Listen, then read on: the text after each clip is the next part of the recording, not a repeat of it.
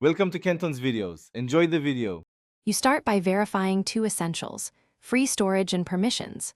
Open Settings now and check available space. Make sure about 10% remains free because low storage forces cleanup.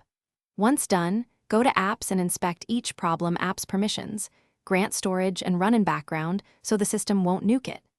Next, identify any third-party cleaners or aggressive battery savers, disable or whitelist your apps. This immediate action stops accidental removals and prepares the device for Now you tackle system-level behaviors that trigger uninstallations.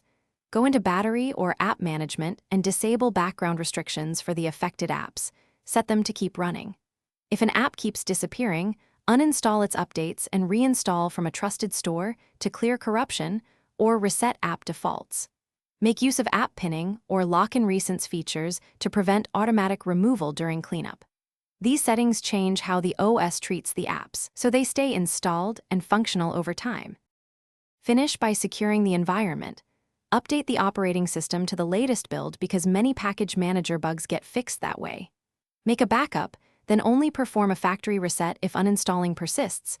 That clears system-level misconfigurations. After reset, reinstall apps and monitor behavior.